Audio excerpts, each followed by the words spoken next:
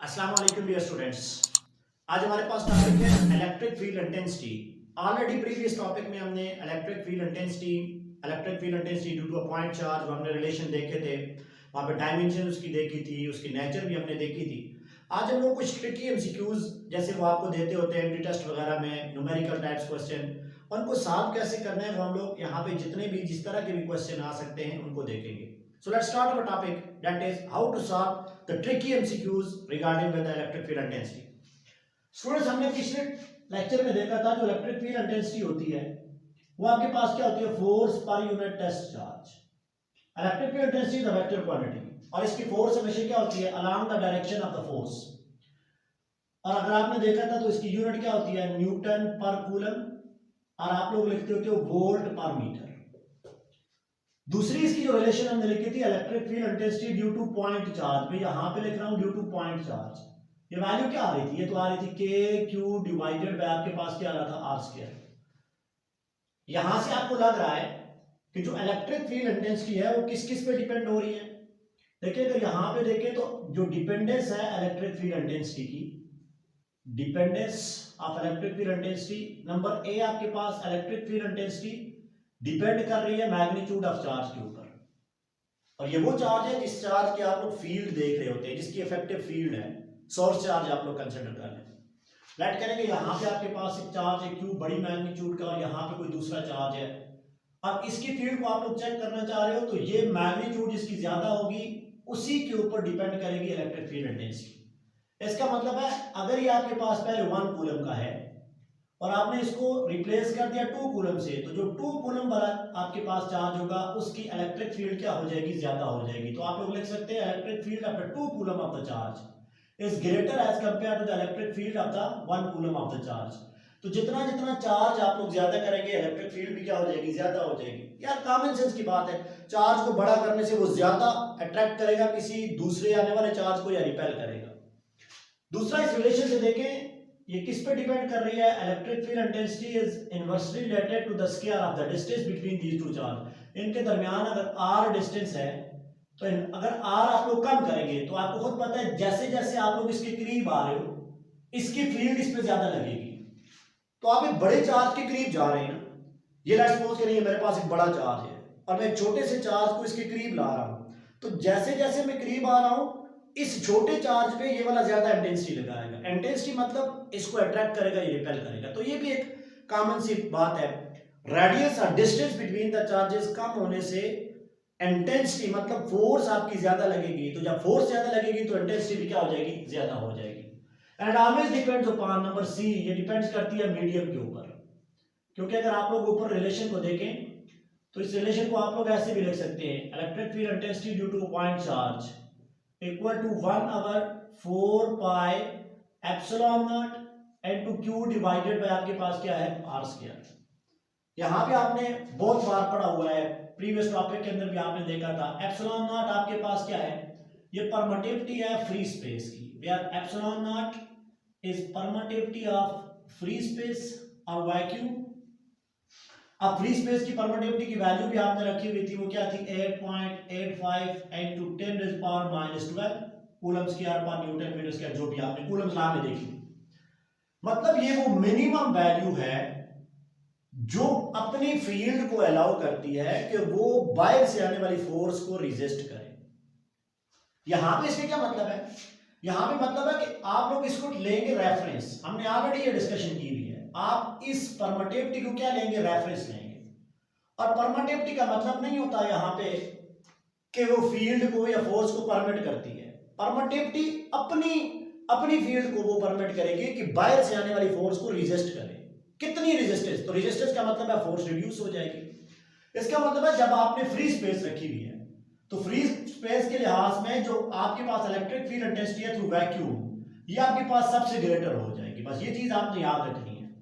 और अगर आप इसकी जगह कोई मीडियम रखेंगे तो मीडियम की जो परमिटिविटी होगी वो -12 फैक्टर से आपके पास क्या कम हो जाएगी, -11 हो सकती है, -10 हो सकती है। जैसे आप लोग परमिटिविटी ऑफ वाटर की बात करें ना, तो परमिटिविटी ऑफ वाटर की वैल्यू होती है 7 point something 31 into 10 raised to the power -10। अब अगर -10 की बात करें तो -10 -12 से छोटा है। तो जब ये वैल्यू छोटी हो जाएगी तो जो मीडियम या वाटर के अंदर जो इलेक्ट्रिक फील्ड इंटेंसिटी है वो क्या हो जाएगी, वो आपके पास ज्यादा रेजिस्ट हो जाएगी, तो ये रिड्यूस हो जाएगी। और ये टॉपिक हमने कूलम में पढ़ा था, कूलम्स लॉ के केस में।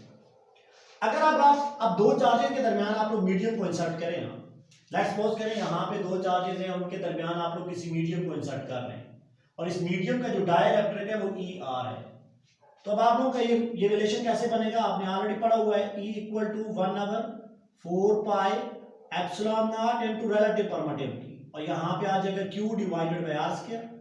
इसको मैं ऐसे लिख सकता हूँ, अब आपके पास ये क्या है, E मीडियम है, E medium equal to 1 by relative permittivity, और ये वैल्यू किसकी बनेगी, Q, और आपके पास है 4 पाई epsilon naught into R square. This is the permittivity, this is the electric field intensity of the vacuum, ये जो वैल्यू आपके पास थी। तो आप यहां से देख भी लें, इलेक्ट्रिक फील्ड इंटेंसिटी जब मीडियम आपने रखा वो क्या आ गया है, इलेक्ट्रिक फील्ड इंटेंसिटी जब आपने वैक्यूम रखा था डिवाइडेड बाय आपके पास वैल्यू क्या आ गई, ई आर की आ गई है। और आपको यहां से बेहतर पता है E R is always greater than क्या होता है, 1 होता है। तो जब डिनोमिनेटर बढ़ेगा, डिनोमिनेटर ज्यादा कर रहे हो आप लोग, तो इसका मतलब है कि जो आपके पास ये वैल्यू है मीडियम की वो कम हो जाएगी। तो यहाँ पे सिंपली आप लोग कहेंगे कि electric field intensity of medium is always less as compared to the electric field, जब आप लोगों ने वहां पे परमिटिविटी या फ्री स्पेस रखी हुई थी। और कितना कम है, आप लोग यहां पे लिखेंगे बाय एन अमाउंट ऑफ, कितने अमाउंट से, by n amount of E R, जितना उसका डाइलेक्ट्रिक कांस्टेंट है। तो यहां से अगर आपको कोई क्वेश्चन आ जाए तो आप लोग उसको इजीली जो है वो सॉल्व कर सकते हैं। मतलब अगर आपको एक आंसर क्वेश्चन दे दे, एमसीक्यूज टाइप अगर आपको वो क्वेश्चन दे दे, लेट करें वो कहे कि आपके पास जो यहाँ पे चार्ज है ये 2 कूलम का चार्ज है और इसके करीब आप किसी पॉइंट चार्ज को ला रहे हैं।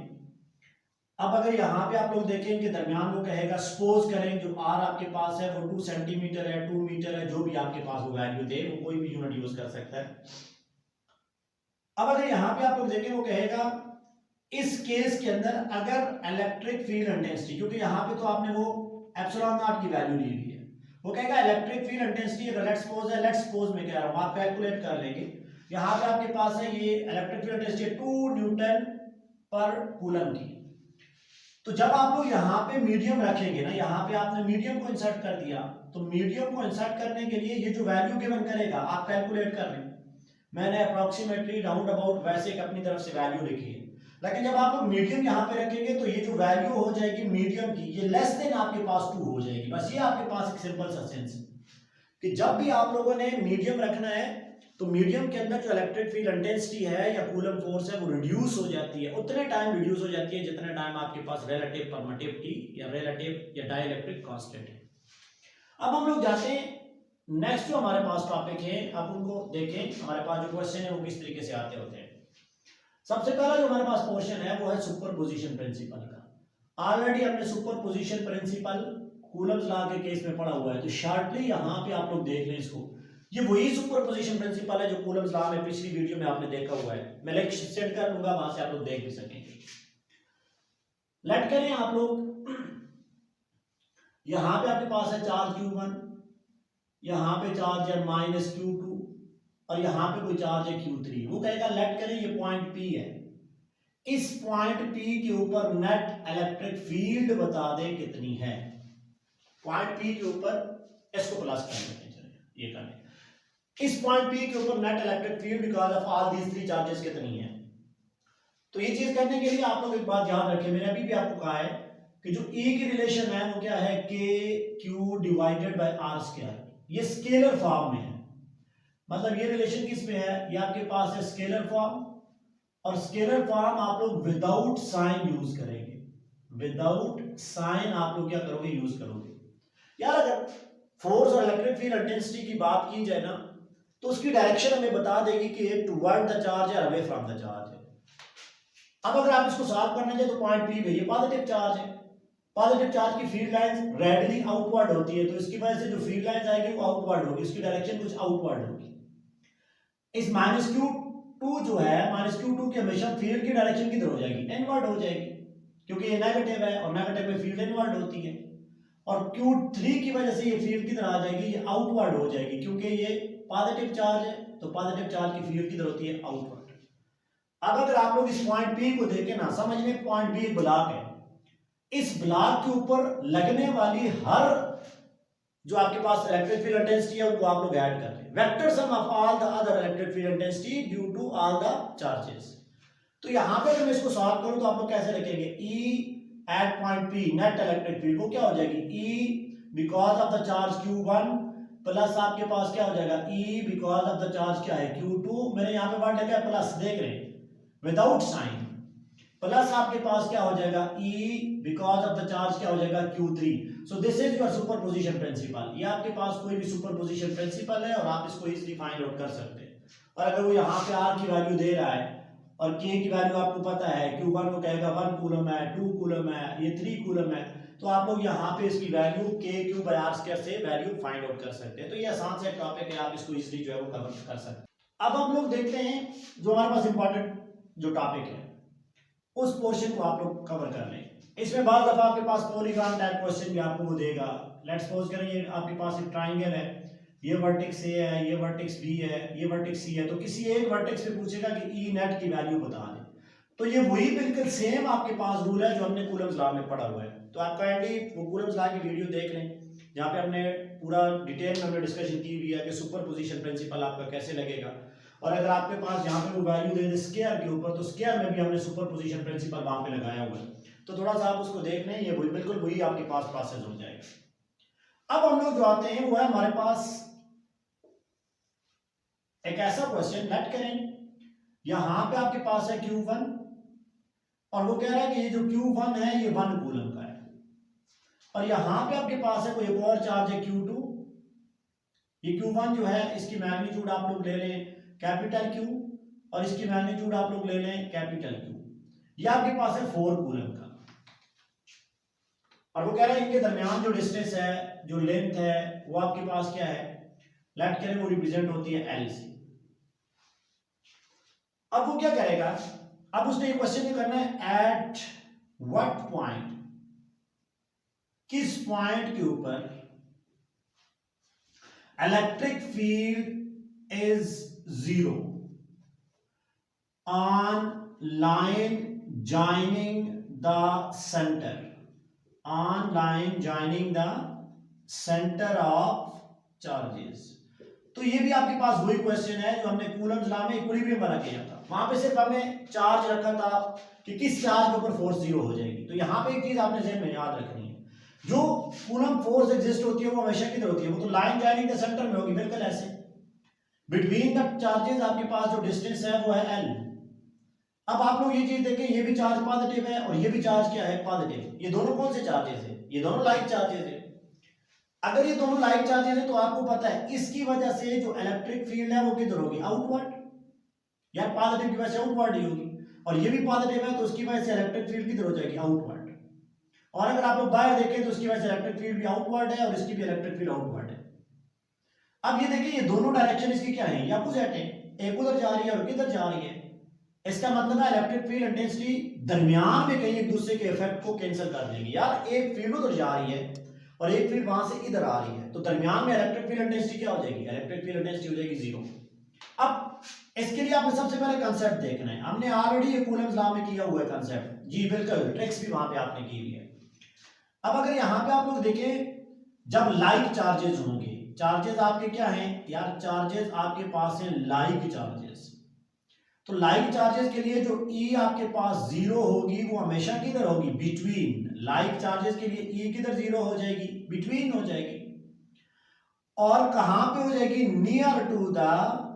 Near to the small charge. ये बात याद रखनी है, near to the small charge. लेकिन अगर दोनों इक्वल हो तो बिल्कुल एग्जैक्ट में 0 हो जाएगी। हमने बिल्कुल पेवरली फुल मेथड के साथ भी किया था वहां पे। तो अगर आप लोग यहाँ पे वैल्यू फाइंड आउट करना चाहें तो मैंने आपको एक ट्रिकी क्वेश्चन बताया था, ट्रिकी फार्मूला बताया था, डायरेक्ट वो लगा लें, यहाँ पे सॉल्व करने की जरूरत नहीं है, आप डायरेक्ट वो फार्मूला लगा लें। तो इस केस में डायरेक्ट फार्मूला क्या था, आपने कहा था वो डिस्टेंस, जिस डिस्टेंस में फोर्स 0 हो वहां पे, वही फार्मूला यहाँ पे लगा लें। वो डिस्टेंस, जिस डिस्टेंस पे आपके पास इलेक्ट्रिक फील्ड 0 होगी, कैसे फाइंड करेंगे, under root of Q1 divided by क्या हो जाएगा, अंडर रूट Q2 प्लस क्या हो जाएगा, अंडर रूट Q1, N2 आपके पास क्या आ जाएगा, N2 आपके पास आ जाएगा N।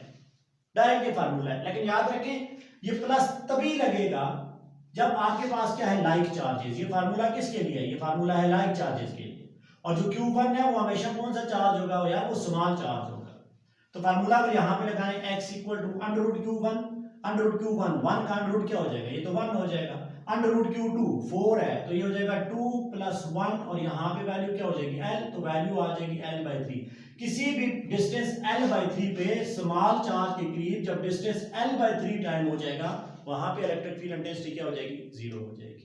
आप इसको कैलकुलेट भी कर सकते हैं, हमने कूलम्स लॉ में कैलकुलेट भी किया है कि कूलम्स लॉ एक इक्विलिब्रियम वाला हमारे पास वहां पे पोर्शन था कि आप लोग क्या करें, अगर यहाँ पे इलेक्ट्रिक फील्ड जीरो है तो आप लोग दोनों इलेक्ट्रिक फील्ड को एक दूसरे के इक्वल ले लें, E1 is equal to E2 और फार्मूला लगा लें, के क्यू आपके पास क्या हो जाएगा, के क्यू डिवाइड बाय यहाँ पे हो जाएगा ये डिस्टेंस कोई x है, x स्क्वायर, और इससे डिस्टेंस क्या हो जाएगा L माइनस एक्स स्क्वायर। तो जब भी आप लोग सॉल्व करेंगे फार्मूले से आपका आंसर यही आना है, तो डायरेक्ट शॉर्ट ट्रिक्स लगा लें।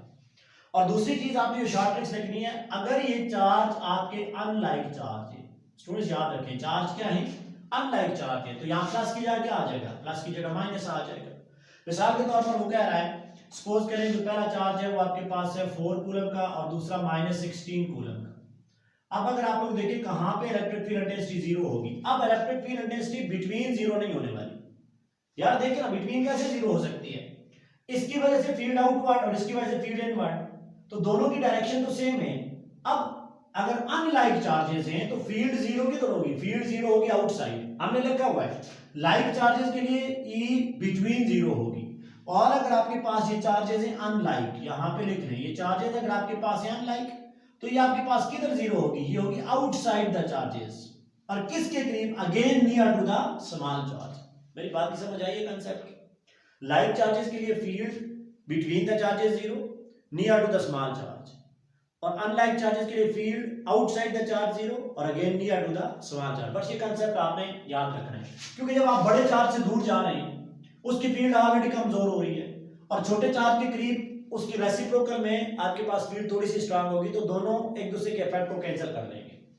अब वो कह रहे हैं अगर 4 कूलम और -4 कूलम का चार्ज है सेपरेट बाय डिस्टेंस, लेट करें आपके पास यहां पे डिस्टेंस है 4 सेंटीमीटर है जो भी given, at what point, at which point electric field is zero. तो पहला कांसेप्ट आपको होना चाहिए ये दोनों अनलाइक चार्जेस हैं, और अनलाइक चार्जेस के केस में आउटसाइड द फील्ड जीरो हो जाएगी, और इनमें से छोटा कौन सा है 4 का, तो 4 वाले के करीब हो जाएगी।